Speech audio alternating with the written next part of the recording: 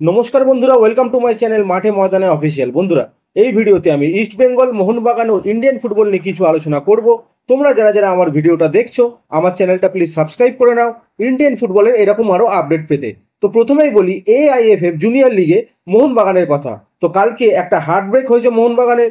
মোহনবাগান 5-1 গোলে কোয়ার্টার ফাইনালে football for change একাডেমির কাছে হেরে গেছে, যার ফলে AIFF জুনিয়র লিগে মোহনবাগানের জার্নি শেষ হয়ে গেল। এরপর আসি মোহনবাগানের সিনিয়র টিমের কথা। তো মোহনবাগানের অফিসিয়াল সাইনিং থেমে আছে, কারণ তারা এখনো কোচ নিয়ে ফাইনাল ডিসিশন নেয়নি। একবার তারা কোচ নিয়ে তাদের ফাইনাল ডিসিশন নিয়ে নিলে তখন কিন্তু অফিসিয়াল সাইনিংগুলো শুরু হবে। তো এখন দেখা যাক পরের মরশুমে তারা কাকে কোচ হিসাবে রাখে এবং হাবাস না অন্য কাউকে রাখে এবং কি সাইনিং তারা করায়। তো এরপর আসছে ডিয়ামান্টাকসের কথা। তো সব জায়গায় যেটা বলা হচ্ছে, ডিয়ামান্টাকস প্রি কন্ট্রাক্ট সাইন করে দিয়েছে 2 বছরের জন্য। সেটা কিন্তু সত্যি নয়। ডিয়ামান্টাকসকে পাওয়ার লড়াইয়ে মুম্বাই ও ইস্ট বেঙ্গল থাকলেও ইস্ট বেঙ্গলই কিন্তু এগিয়ে রয়েছে। পরশু আমরা দেখেছি ডিয়ামান্টাকস অফিসিয়াল গুড বাই জানিয়ে দিয়েছে কেরালা ব্লাস্টার্সকে। যতটুকু খবর, ইস্ট বেঙ্গলেই আসার সম্ভাবনা প্রবল এই গ্রিক স্ট্রাইকারের। এছাড়া আরেক দল বলছে ডিয়ামান্টাকস নাকি মুম্বাইতে সাইন করে দিয়েছে। সেটাও কিন্তু সত্যি নয়। যতক্ষণ না ডিল ডান হচ্ছে ততক্ষণ কিন্তু কিছুই বলা সম্ভব নয়। মার্কাস মার্গুলো তার সোশ্যাল মিডিয়ায় জানিয়েছে ডিয়ামান্টাকসের ব্যাপারটা খুবই ডেলিকেট সিচুয়েশন, তাই সে কিছু আগাম বলছে না। তবে ইস্ট বেঙ্গল লড়াইয়ে আছে, ইস্ট বেঙ্গল তাকে হয়তো পেয়ে যাবে, কিন্তু এখনো পেন অন পেপার হয়নি, সেটা তোমাদের জানিয়ে দিলাম।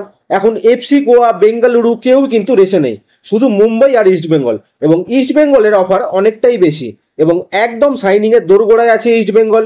যে কোনো মুহূর্তে কিন্তু প্রি কন্ট্রাক্ট সাইন হয়ে যেতে পারে ইস্ট বেঙ্গলের সাথে, কারণ মুম্বাই হয়তো এত বেশি অপশানে যাবে না ইস্ট বেঙ্গলের সঙ্গে। তারা সিটি গ্রুপের টিম এবং সিটি গ্রুপে বিশ্বজুড়ে প্রচুর প্লেয়ার রয়েছে। কোনো স্ট্রাইকারের জন্য এত দাম না দিয়ে তারা হয়তো সেখান থেকে কোনো প্লেয়ার নিয়ে নিতে পারে, কারণ ইস্ট বেঙ্গল মরিয়া ডিয়ামান্টাকসকে পাওয়ার ব্যাপারে এবং ডিয়ামান্টাকসেরও ইস্ট বেঙ্গলের প্রস্তাব পছন্দ হয়েছে। তাই এখনো আর ঝুলিয়ে না রেখে সে যদি সাইন করে দেয় তখন কিন্তু ইস্ট বেঙ্গল জনতার আর চিন্তা করার কোনো কারণ থাকবে না, কারণ একটা ভালো স্ট্রাইকার ইস্ট বেঙ্গলের অত্যন্ত প্রয়োজন। পরের বার এশিয়ান কোটা উঠে যাচ্ছে, স্যালারি কাপ বেড়ে যাচ্ছে, সব টিমগুলোই কিন্তু দাম দিয়ে এখন ভালো ভালো প্লেয়ার নেবে। তো ইস্ট বেঙ্গল ম্যানেজমেন্ট এবং সিটিওর দায়িত্ব এখন কি করে ডিলটা তাড়াতাড়ি সম্পন্ন করা যায় সেটা দেখার। এরপর আসি সায়ন ব্যানার্জির কথা। তো প্রথমেই বলি, একদম সোজা কথা বলি যে সায়ন ব্যানার্জি কোথাও যাচ্ছে না, সে ইস্ট বেঙ্গলেই থাকছে। ট্রান্সফার মার্কেটে যে কোনো টিম যে কোনো প্লেয়ারের ব্যাপারে এনকোয়ারি করতেই পারে, তা বলে সেই প্লেয়ারটা ছেড়ে সেই টিমে চলে যায় না। জামশেদপুর সায়নের ব্যাপারে শুধুমাত্র এনকোয়ারি করেছে। সায়নের আরো 3 বছর ইস্ট বেঙ্গলের সঙ্গে চুক্তি রয়েছে, সুতরাং সায়নের ইস্ট বেঙ্গল ছাড়ার কোনো প্রশ্নই নেই। এছাড়া গোয়ার অ্যাটাকিং মিডফিল্ডার ব্র্যান্ডন ফার্নান্ডেজ, সে কিন্তু শোনা যাচ্ছে মুম্বাই সিটি FCতে সাইন করে দিয়েছে।